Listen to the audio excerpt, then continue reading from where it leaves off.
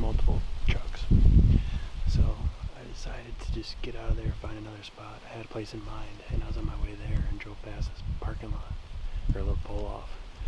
And there was corn on one side of the road and this pull-off, and it didn't look like nearly as many tracks as the other places. So I just scouted my way back here, and I popped out in this marsh and instantly saw a good buck sign. There's some fresh rubs right behind me, some pretty good ones, and lots of trails. So more than likely, if there's bucks in here, I'm under 100 yards from them. So I'm in the saddle, kind of out in the open, but I got this tree behind me. Kind of breaking up my outline. And I will say, for the first time, I'm not sure that a tree stand would have been a good option in this tree, but because I'm in a saddle, I'm all set. That said, there's also trees I probably would have got my lone wolf in that I didn't want to try with the saddle. So pros and cons to both. So lots of good trails here. Excited to see what comes. It's windy. I had a lot of good cover noise.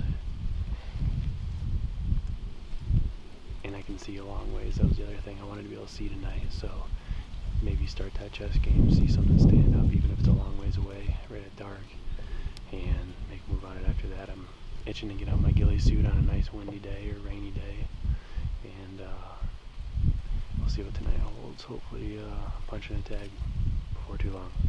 Stay tuned, baby.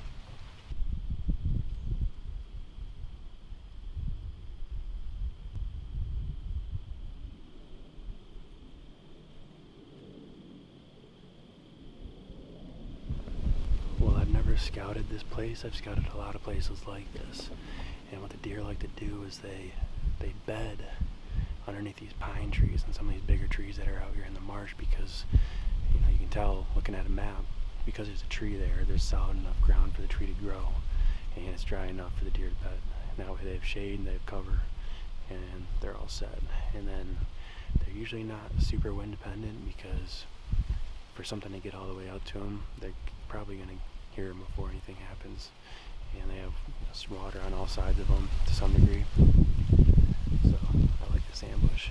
So I gravitate towards a lot of these wetland places because, in my opinion, they're more predictable bedding, travel direction, everything is more predictable.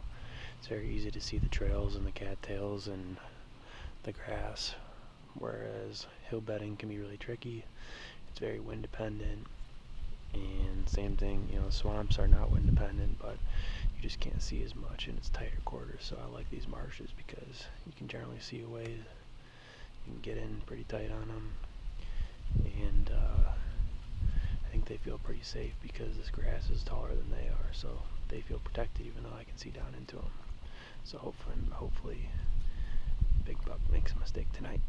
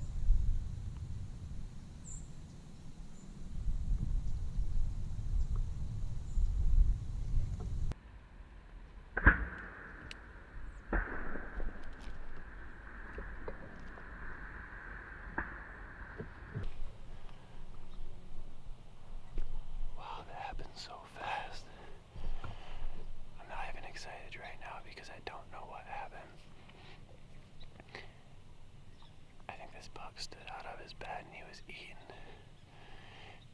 And if I thought he was going to continue closer to me, I would have waited. But I thought he was going to go up into the woods and then into the field. So I dropped my tether down and I took the shot. And it just looked a little bit far back. And he bounded off about 20 yards. And he went into this little thicket and I have not seen him come out. So my guess is I gut shot him, which I feel terrible about. And he's bedded up, hopefully.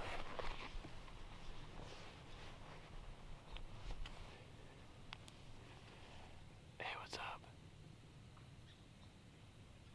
Hello? Hey, what's up? Shot one? Yeah, I just shot one, but I think the shot was pretty far back, and I just watched him bed. I think he's bedded down.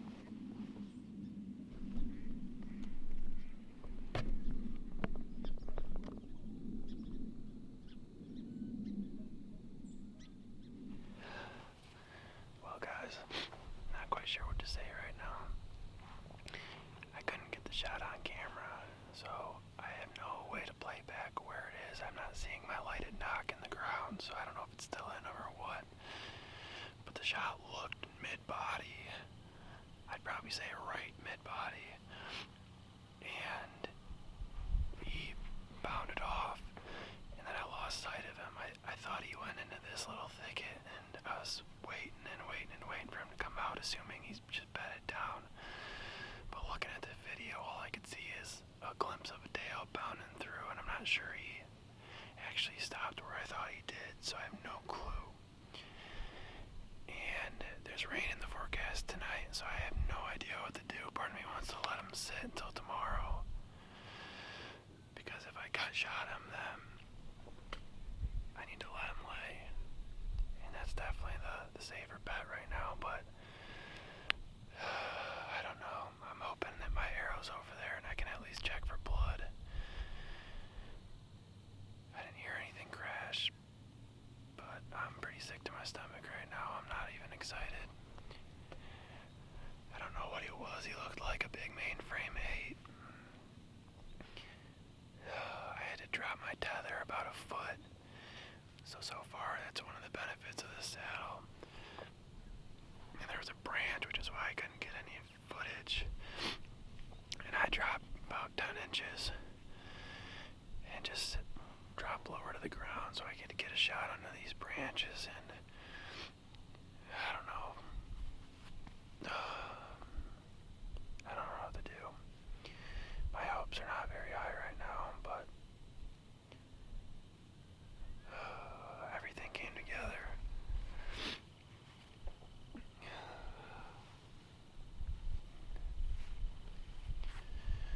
It's getting dark quick. It's the only deer I saw all night. He was a good buck. Hopefully I can wrap a tag around him. Stay tuned. I just got down. About to go look at the site of impact to see what I can find. Alright, so I just got up here and I'm trying to find an arrow.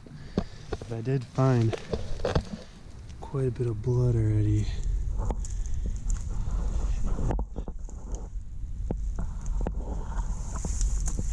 There's more over here. So I think this buck is dead. There's some good blood. I might be on the track here. Alright, so I found part of my arrow. It was in the grass. And the grass cleaned it off quite a bit, but I'm smelling and I do not smell guts. So that's a very good sign. So it looks like it broke off in them, and it's a lot of penetration. I'm gonna stick this in the ground.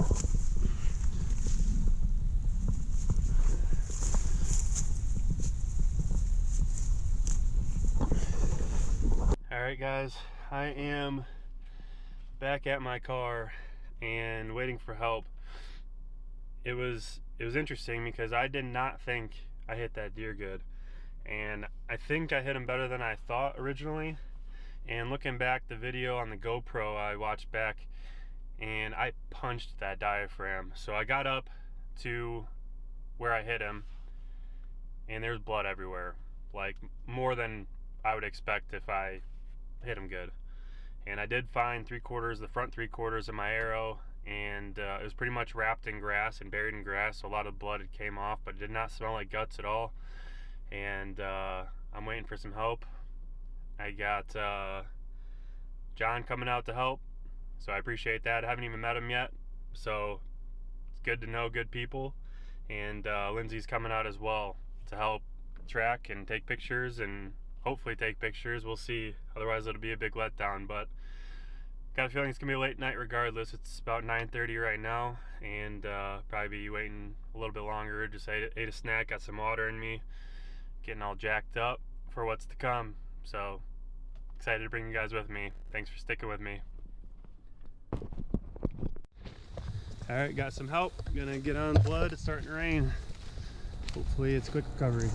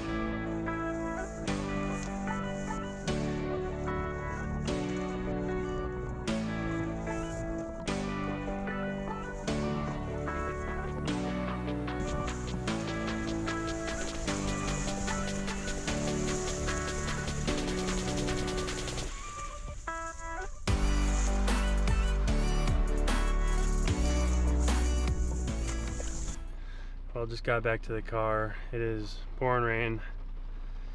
Didn't find him, and I'm honestly a little bit surprised for how much blood that we started out. For probably the first 150 yards, it was just spraying bright red, and then it just stopped. And we were found pin drops, and you know, I wasn't confident at the shot in the first place, so I would have let him lay overnight if it wasn't for the rain. And at this point, I'm gonna have to come back tomorrow and just grid search because there's not gonna be any rain. But good thing is I did find some really good bedding areas and stuff, and you know, I'll have to check the track. But I mean, we had to gone half a mile or 3/4 of a mile through the marsh, so he didn't seem too hurt after everything was all said and done. We did find one area that looked like coagulated blood and maybe a bed. It wasn't a ton of blood. I figured there'd been more blood if you would have actually bed down, and maybe we bumped him. But all signs point to a dead deer, but we're certainly soaking wet, covered in water and blood and all that from walking through the chest-high grass. But hopefully we find him tomorrow.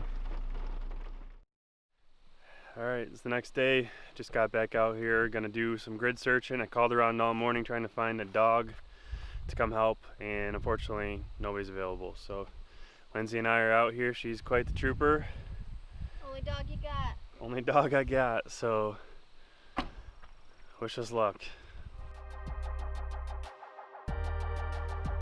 For over 4 hours, Lindsay and I scoured every inch of that marsh, knowing that we would basically have to step on the buck to find him. The torrential downpours from the night before flooded the trails, eliminating any sign of blood or tracks. When we finally called a search, I was in a dark place and never recorded a follow-up interview. The highs of bow hunting are what keeps us in the woods chasing the all-elusive whitetail. The highs are high and the lows are rock bottom. Even for an experienced bow hunter, opportunities come few and far between. What might have been my only encounter with a shooter buck slipped through my fingers. The silver lining was that all of my preparation and off-season scouting put me in a position to get a shot at an awesome public land buck in the first week of the Michigan deer season. My confidence was shook, but with a lot of season left, my hopes were still high. Little did I know, it wouldn't be the only time I rode that emotional roller coaster for the year.